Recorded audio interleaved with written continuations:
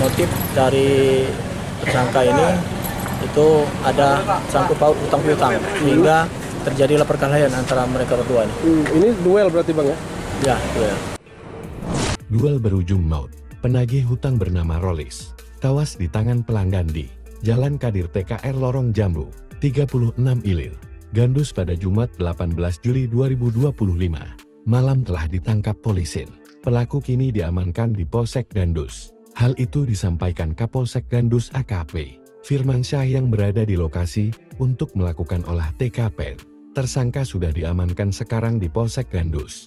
Berikut barang buktinya, ujar Firmansyah. Diketahui tersangka yang bernama Mantok itu diamankan tidak lama setelah peristiwa berdarah terjadi. Firmansyah mengungkap motif duel bersajam tersebut dilatar belakangi penagihan utang oleh korban kepada tersangka. Ia informasinya seperti itu, tagih utang. Ada sangkut pautnya dengan utang dari korban yang menagih utang ke tersangka, sambungnya. Iqbal, adik sepupu korban, mengatakan tersangka cukup mengenal korban. Bahkan bisa dibilang teman, karena rumahnya tidak jauh dari rumah korban. Masih tetangga pelaku ini, kawan juga, ujar Iqbal.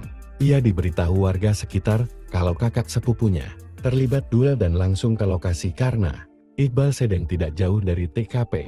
Saat dibawa dari TKP menuju ke klinik, korban masih sadar.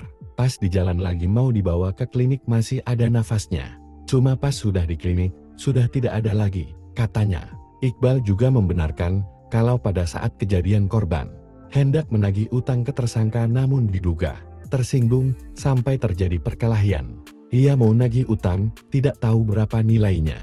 Mungkin pada saat itu tersangka tersinggung. Kami harap polisi bisa menegakkan hukum dan hukuman seadil-adilnya untuk pelaku, katanya.